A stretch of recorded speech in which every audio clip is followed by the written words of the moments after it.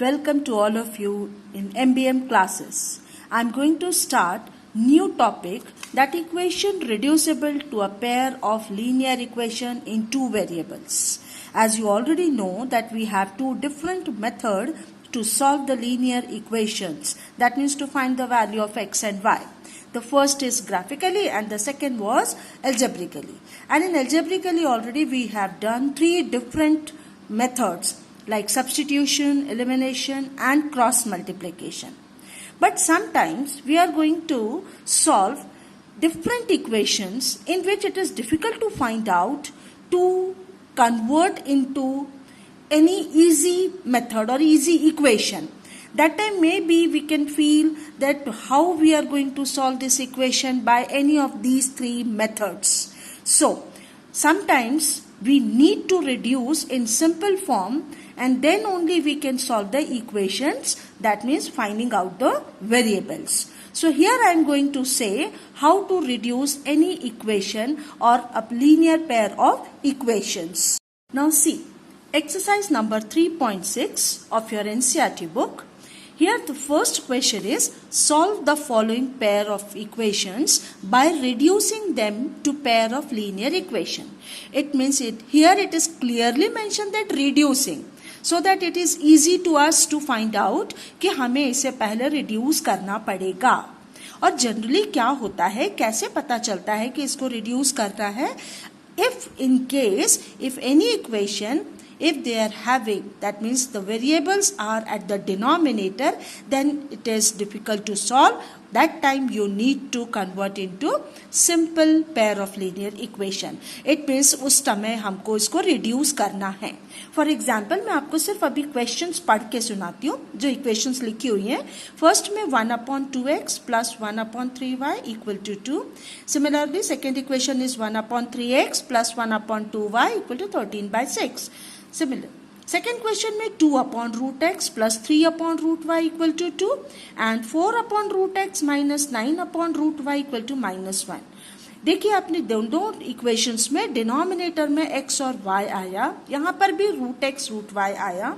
Similarly third equation में एक ही variable denominator में है.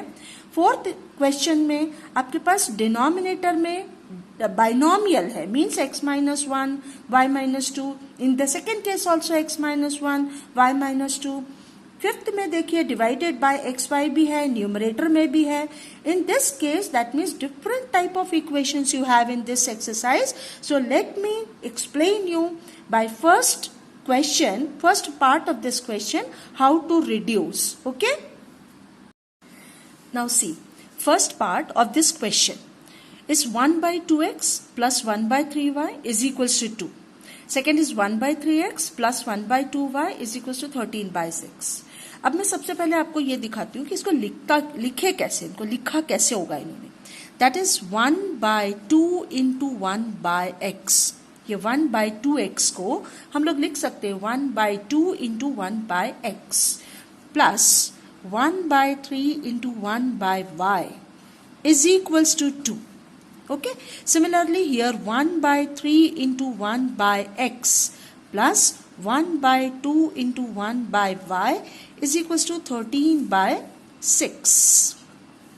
Clear? अब आप आराम से देख सकते हैं कि 1/x in both equations are common. Similarly 1/y in these two equations also. Now, so easily we can say that 1/x ये डिनोमिनेटर में आ रहा है, तो इस पूरे 1/x को हम लोग कुछ सपोज कर लेते हैं. That means variable rather than x and y, x और y के अलावा कोई वेरिएबल सपोज कर लेते हैं. तो इस 1/x को सपोज करने के लिए हम लोग को लिखना पड़ेगा लेट, बिकॉज इसी को रिड्यूस करना बोलते हैं, क्योंकि ये 1/x जो है वो डिनोमिनेटर में वेरिएबल के साथ आया और हम लोगों को वेरिएबल्स डिनोमिनेटर में नहीं चाहिए. तो late 1/x is equals to, आप कोई भी वेरिएबल रख सकते हैं जो भी आपको इजी लगे. Let us suppose I will write a and 1/y is equals to b. Okay, now then this equation becomes 1/2a. Because मैंने पूरा 1/x को a लिया है, तो ये जब पूरा 1/x को a लिया तो 1/2 a हो जाएगा. सिमिलरली 1/3 b हो जाएगा. तो ये 1/2 a plus 1/3 b is equal to 2. अब इस इक्वेशन में सेकेंड वाले में 1/3 a plus 1/2 b is equal to 13/6 हो गया. अब हम अगेन फिर से देखते हैं कि कोफिशिएंट हमारे पास 1/2 1/3 है. अगर आपको इसको भी प्रॉब्लम आती है सॉल्व करने में तो आप इसको एलसीएम लेके रिड्यूस कर लीजिए सिंपल इक्वेशन में. और अगर आपको ये प्रॉब्लम नहीं आती है तो आप आराम से इसको सब्स्टिट्यूशन या किसी भी मेथड से सॉल्व कर सकते हैं. अभी इसको सिंपल इक्वेशन नहीं बोल सकते बिकॉज मैंने देखा है, ऑब्जर्व किया है, many students are having doubt if they have any coefficients as 1/2 और 1/3 और suppose that means in the form of fraction. So let me try. So 3a plus 2b upon 6 is equal to 2. अब इसको आप cross multiply करके यहां से इसको इधर ले जाइए. Then equation becomes 3a plus 2b equal to 12. Let this equation be first. Similarly second equation, इसको हम simplify करेंगे further. तो आपके पास आता है LCM is 6.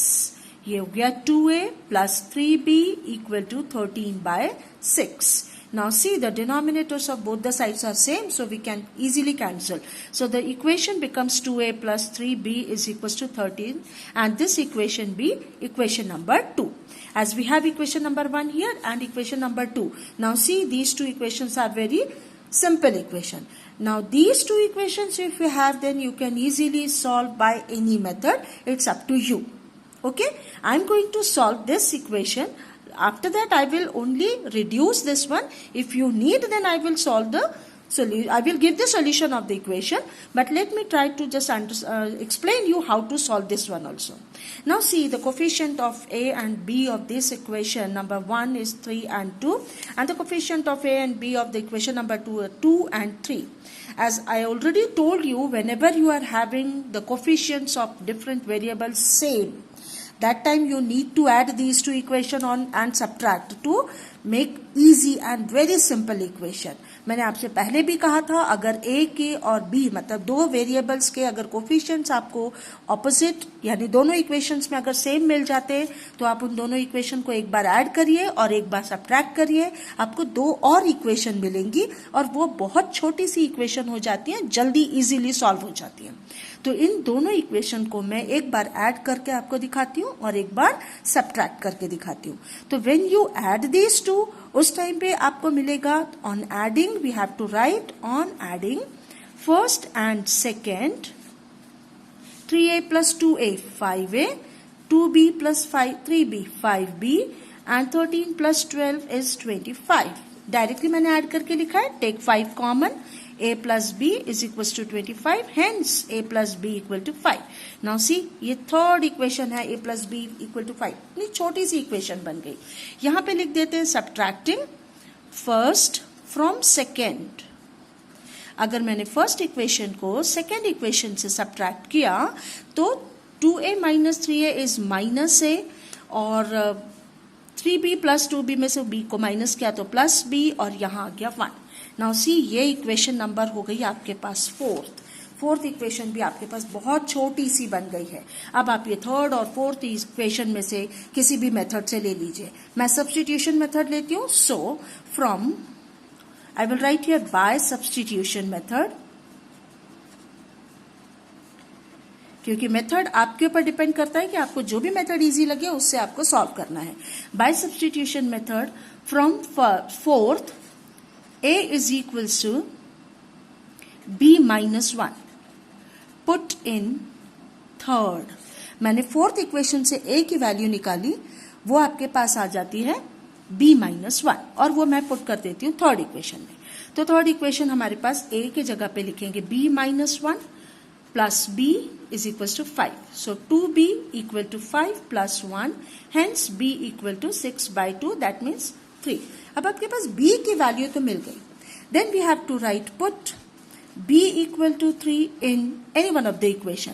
मैंने लिख दिया है फोर्थ इक्वेशन. सपोज आपकी मर्जी, आप किसी में भी पुट कर सकते हैं. फोर्थ इक्वेशन में पुट किया तो minus a plus 3 is equal to 1. Hence minus a is equal to 1 minus 3. It means a equal to 2. जैसे ही आपको a इक्वल टू 2 और b इक्वल टू 3 आ गया, आपको 100% लगेगा यही हमारा आंसर है. बट एक्चुअली ये आंसर नहीं है, बिकॉज इक्वेशन में वेरिएबल x था और y था, तो हमें x और y की वैल्यू निकालनी है. That is only the final answer. Then after that what you will do, when you will get the value of a and b, substitute it in this where we already have written as let. मतलब जहां हमने suppose किया था वहां ये values put करो, तब जाके आपको x और y की वैल्यू मिलेगी. तो आपने सबसे लिखना है since 1 by x is equal to a. आपने लिखा था 1 by x equal to a, तो 1 बाय x इक्वल टू 2 हो गया. इट मीन्स x की वैल्यू क्या हो जाएगी, 1 बाय 2. ये आपके पास x की वैल्यू है. सिमिलरली आपने लिखा since 1 upon y is equal to b. आपने ऑलरेडी लिया था 1 upon y equal to b, तो आपको यहां लिखना है 1 upon y is equal to 3. Therefore y is equal to 1 by 3. That is only the answer. x is equal to 1 by 2 and y is equal to 1 by 3. C. Second part of the question number 1, 2 upon root x minus plus 3 upon root y equal to 2.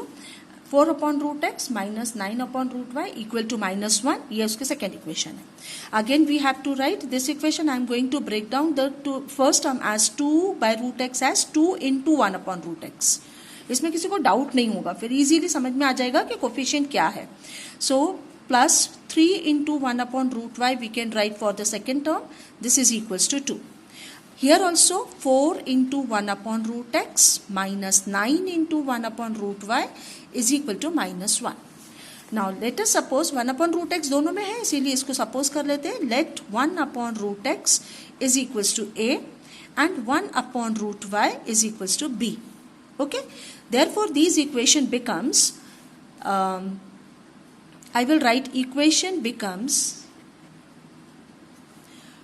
2a. देखिए पूरा 1 upon root x को आपने a लिया था, इसीलिए वो 2a होगा plus 3b होगा.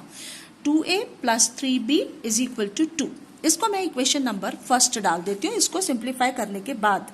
फिर सिमिलरली इसको सिंप्लीफाई किया, that it becomes 4a minus 9b equal to minus 1. इसको इक्वेशन नंबर 2 लिखा. अब इस इक्वेशन को रिड्यूस तो कर दिया, अब इसके बाद आप किसी भी मेथड से सॉल्व कर सकते हैं. Again I am reminding you, a और बी निकलने के बाद उसको फाइनल आंसर कंसीडर नहीं करेंगे, उसको वापस इसमें पुट करना ही पड़ेगा आपको. Then only you will get the value of x and y. So this equation I am going to solve with the help of elimination method.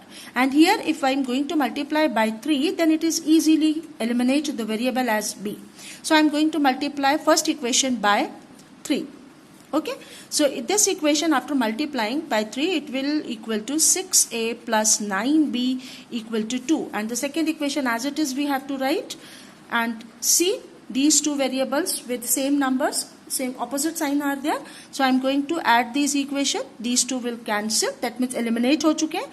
अब ये 10a आया और सॉरी यहाँ पे 3 2s 6 है ये. Okay, then 6 minus 1 is 5. Here it is a. So value of a will be 5 by 10. That is equals to 1 by 2. ये याद रखिएगा, 3 2s 6 इसलिए क्योंकि हमें 3 से दोनों साइड में मल्टीप्लाई करना है, तो ये 6 है.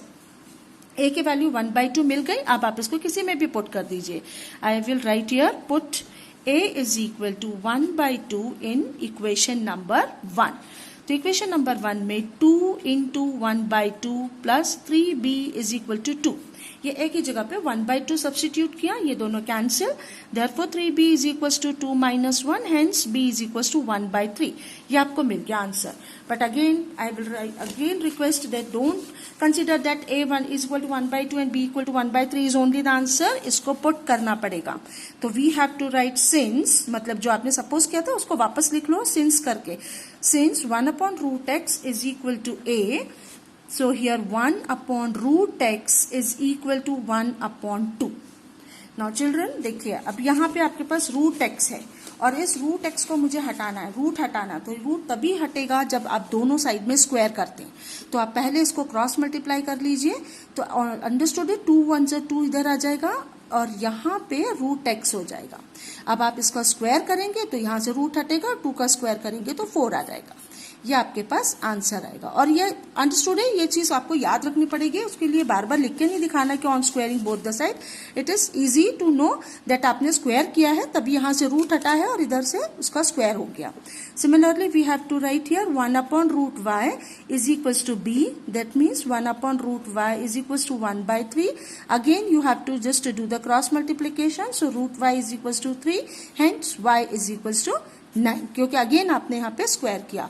तो फाइनल आंसर आपको जब लिखना हो तब आप यहाँ पे लिखेंगे x is equal to 4 and y equal to 9।